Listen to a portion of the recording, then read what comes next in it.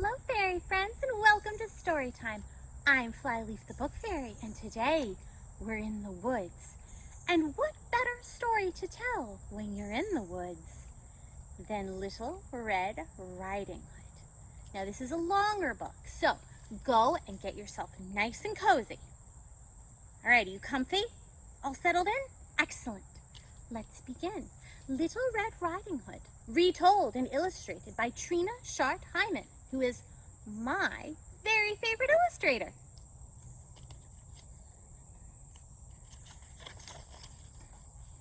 Little Red Riding Hood.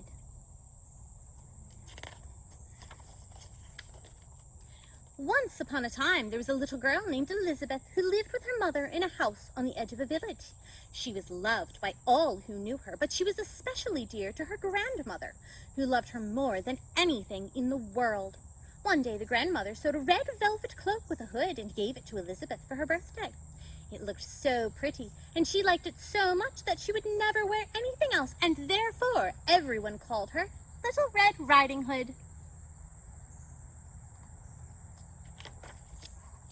Early one morning, her mother said to her, "Come here, Red Riding Hood, and listen to me. I want you to take this loaf of fresh bread, some of this sweet butter, and a bottle of wine to your grandmother.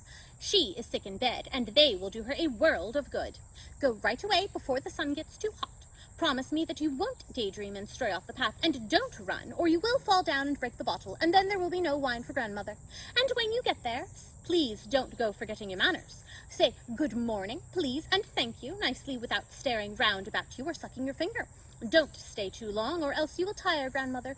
And when you have had a nice visit, come straight home." "Yes, Mamma," Little Red Riding Hood said. "I promise I will do just as you tell me." Now, her grandmother lived in a cottage in the middle of the forest and a good half-hour's walk from the village. But Little Red Riding Hood knew the way, so she was not afraid to go by herself. When she had walked far enough into the woods to feel just a bit lonely, who should she meet but a sly and hungry old wolf? She had no idea what a wicked animal he was, however, so she was not at all frightened of him. "Good morning, Red Riding Hood," he said. "Good morning, Wolf," she answered politely. "Where are you off to so early in the day, my dear?" he asked.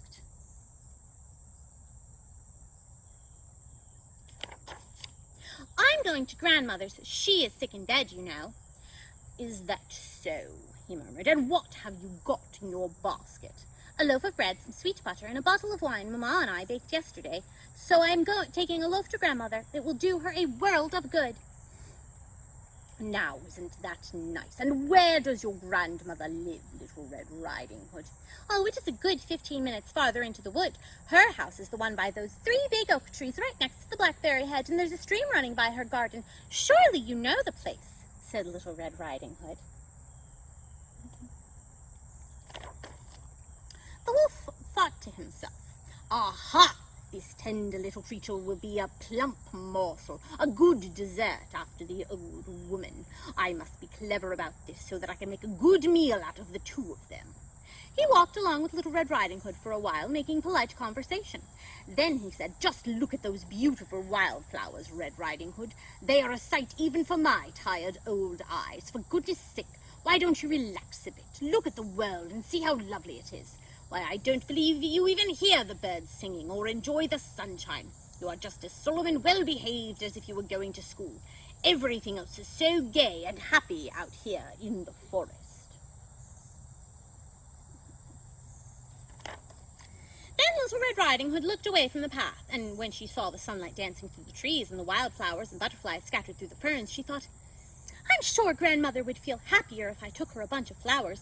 They are a sight for tired old eyes, I know, and it is still quite early in the day. I'll have plenty of time to pick them." So she excused herself and said goodbye to the wolf and wandered off among the trees to pick flowers. Each time she picked one, she always saw another, even prettier, one farther away.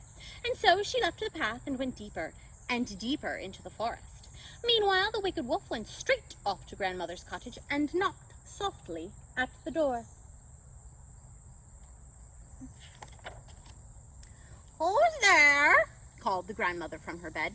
"It's me, Little Red Riding Hood," said the wolf in a tiny voice. "I've brought you a loaf of bread, some sweet butter, and a bottle of wine. Let me in." "You'll have to lift the latch and let yourself in, dear," the grandmother called out. "I'm feeling too weak to get out of bed." So the wolf lifted the latch and opened the door. He ran straight to the bed, and without even saying a good morning, he ate up the poor old grandmother in one gulp. Then he put on a clean nightgown and shawl that were lying on a chair by the bedside, got into the bed, and pulled the bed curtains closer together. In the meantime, Little Red Riding Hood wandered here and there, picking flowers, until she had such an armful she could barely hold them all. Then she suddenly remembered her grandmother and the promise she had made to her mother, so she found her way back to the path and walked straight to the cottage. When she got there, she was amazed to find the door open, and she tiptoed in. She felt quite frightened, but she didn't know why. "What's wrong?" she thought. "I always liked coming to grandmother so much. Why should I feel so afraid? Can it be because she's sick?" "Good morning, grandmother," she called, but there was no answer. Then she went quietly into the bedroom and pulled the bed curtains back. There lay her grandmother, but she had drawn her shawl down over her face, and she looked very odd. Red Riding Hood couldn't help but stare. "Grandmother, what big hairy ears you have grown," she said. "The better to hear you with, my dear." "Oh, grandmother, your eyes are so shiny." "The better to see you with, my dear." "Your hands look so strange, grandmother." "The better to catch you and hug you with, my dear." "Please, grandmother, why do you have such big, sharp teeth?" "They are to eat you up with, my dear." As the wolf said this, he sprang out of bed and ate up poor Red Riding Hood. Then, having finished his first good meal in many weeks, the wicked wolf went back to bed, pulled the covers up, and soon was snoring as loudly as you can imagine. Not long after that, the huntsman from the village happened to be passing by the grandmother's cottage. "By Jiminy," he thought, "the old lady is snoring much too loudly. Maybe I should stop in and see if there is anything the matter with her." So he went right into the house and up to the bed, and where he saw the wolf fast asleep in the grandmother's nightgown and shawl, with a fat stomach full to bursting.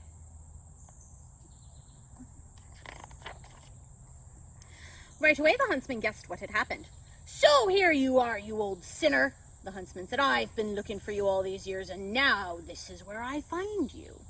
He raised the gun to shoot, but then he wondered if the wicked old wolf might have swallowed the grandmother whole, and if perhaps there was a chance she might still be saved. So he took out his knife and quickly killed the wolf while he lay sleeping. Then he carefully cut open the wolf's stomach.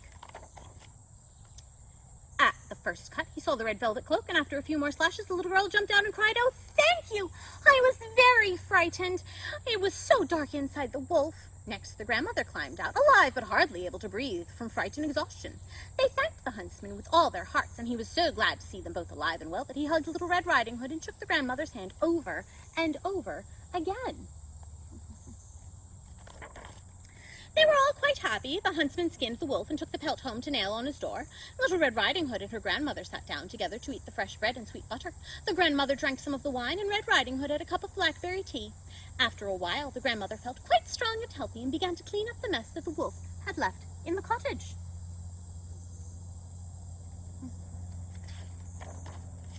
As Little Red Riding Hood walked home through the woods, she thought to herself, "I will never wander off the forest path again as long as I live. I should have kept my promise to my mother." She was comforted, though, that she had at least minded her manners and had always said good morning, please, and thank you. The end. Now that was an interesting version of that story. It seemed like the huntsman already knew who the wolf was, and that makes me curious of what their story was. Do you think you could use your imagination and figure it out? I hope so, and I hope you come up with a really good story. And I'll see you next time. Bye, fairy friends!